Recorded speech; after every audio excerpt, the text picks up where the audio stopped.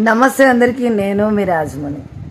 ఈరోజు మళ్ళా ఒక విషయం నాకు కనిపించింది, వినిపించింది, నాకు అనిపిస్తుంది, ప్రజలందరికీ కూడా స్పష్టంగా అనిపిస్తున్న ఒక విషయం తీసుకొని మీ ముందుకు వచ్చిన విషయం ఏమిటంటే, ఈ మధ్య తెరాస నుంచి కాంగ్రెస్లో చేరిన సీనియర్ నేత మల్కాజ్గిరి మైనంపల్లి హనుమంతరావు అన్న తెలియని వాళ్ళు అంటే ఎవరు లేరు.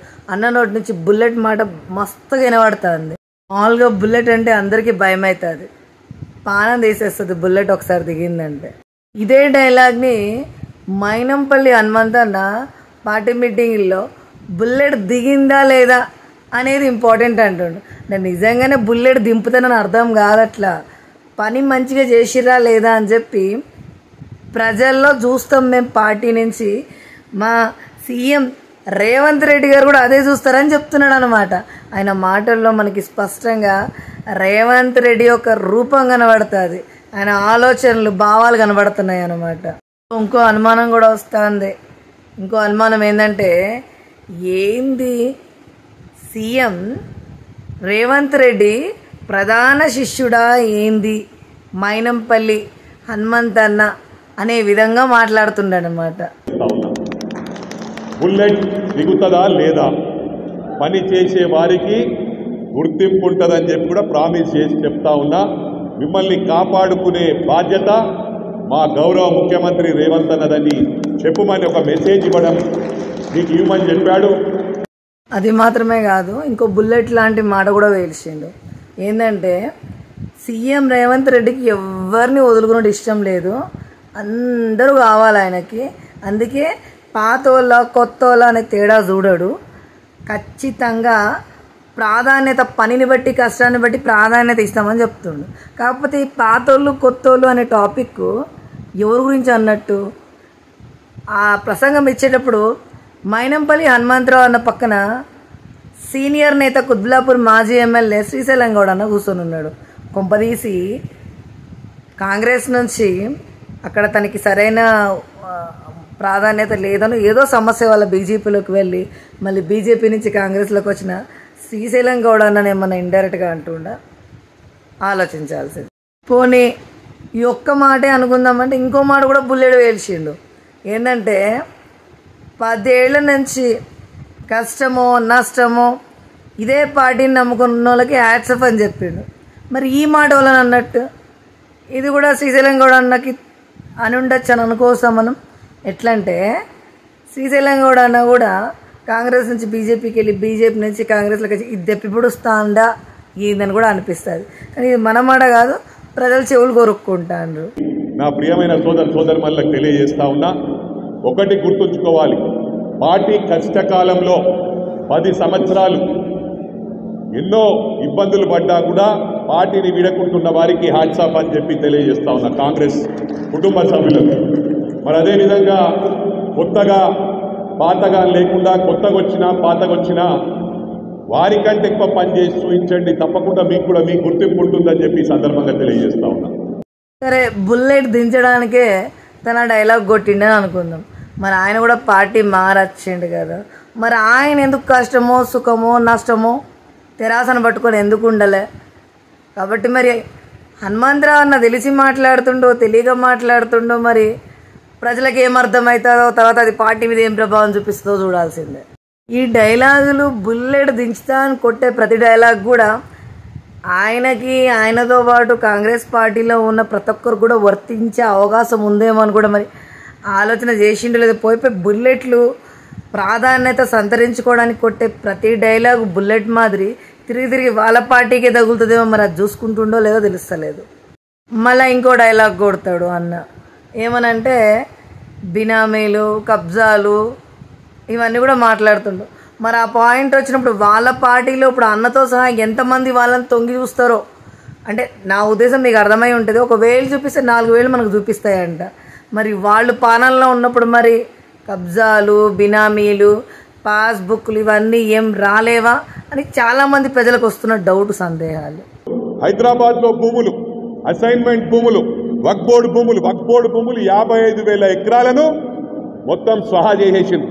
ఎన్ఓసీలు ఇప్పించిండ్రు, అసైన్మెంట్ భూములు, పాస్బుక్లు ఇప్పించిండ్రు బెనామీల పేర్ల మీద. హైదరాబాద్లో ప్రభుత్వ భూములు, ఒక ప్రగతి భవను, ఒక సెక్రటరేట్ కట్టగానే అయిపోయిందా?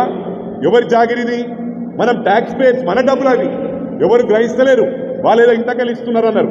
ఒకప్పుడు మదనన్న బాధపడుతారో మరి నాకు తెలియదు, ఎందుకంటే మదనన్నకు మంచి స్నేహితుడు గౌరవ ముఖ్యమంత్రి గారు, మాజీ ముఖ్యమంత్రి గారు. 500 రూపాయలు 1000 రూపాయలు ఇళ్ళ దగ్గర తీసుకొని ఖర్చు పెట్టుకుంటుండే. మదన్ ఒక 1000 రూపాయలు ఇస్తావా, ఇలా బాటలు తెప్పిస్తావా అంటుండే. అటువంటి పరిస్థితి ఇలా ఎక్కడికి పోయినరు, ఏ స్థాయికి పోయినరు?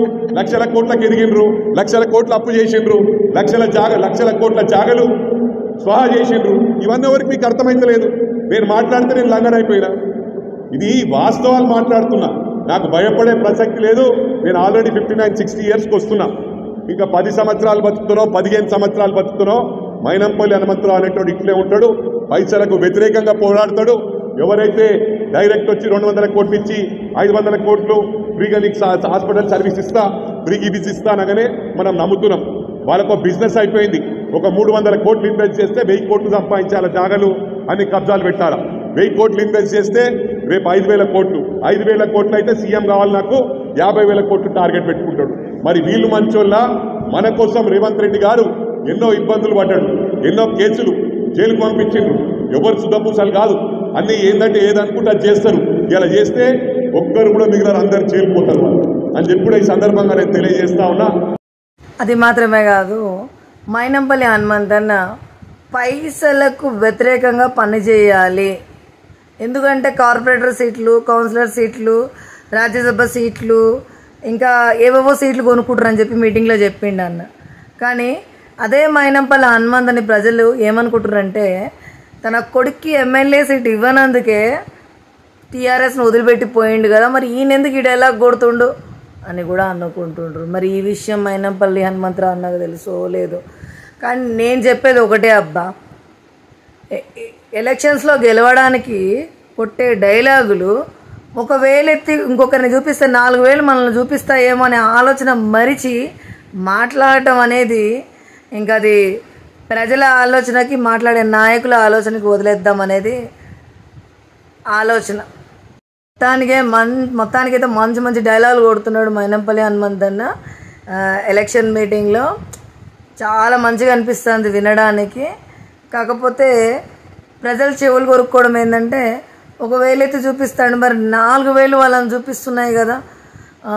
టీఆర్ఎస్లో ఉన్నప్పుడు ఇట్లా మాట్లాడిండు హనుమంతన్న, ఇప్పుడే కాంగ్రెస్ ఇట్లా మాట్లాడుతుండు, ఏం చెయ్యాలి మేము అని ప్రజలు చాలా అనుమానాలు వ్యక్తపరుస్తున్నారు. చాలా ఆలోచన అర్థం కాక సతమతమవుతున్నారు. తెలుసుకున్నాను, గౌరవ ముఖ్యమంత్రి గారి పర్మిషన్ తీసుకున్నాను. ఈ డబ్బులమయం చేసేందంటే కష్టపడే వారికి గుర్తింపు లేకుండా పోతా ఉంది. టైంకి వస్తూ ఉన్నారు, డబ్బులు ఇచ్చి కార్పొరేటర్ సీట్లు, కౌన్సిలర్ సీట్లు, రాజ్యసభ మెంబర్లు, అదేవిధంగా ఎమ్మెల్సీలు కొనుగోలు అయిపోయింది. అంటే గత ప్రభుత్వంలో సిస్టంలో మార్పు రావాలి, కష్టపడే వారికి గుర్తింపు రావాలనే ఉద్దేశంతో నేను ఫుల్ ప్లెడ్జ్గా మీ అందరి తరఫున పోరాడతాను. డబ్బులకు ప్రమాణపూర్వకంగా తెలియజేస్తా ఉన్నా, ప్రామిస్ చేస్తా ఉన్నా, నా కంఠం లూపినంత వరకు డబ్బులకు అమ్ముడుపోయే ప్రసక్తి లేదు. కాంగ్రెస్ పార్టీ అంటేనే డబ్బులకు వ్యతిరేకంగా బీదవారికి లిఫ్ట్ ఇచ్చిన పార్టీ కాంగ్రెస్ పార్టీ. ఇవాళ ఏ గ్రామానికి వెళ్ళినా కూడా ఎక్కడ చూసినా డబుల్ బెడ్రూమ్ లేవు. ఏమున్నాయంటే ఇందిరా మిల్లు అంటున్నారు.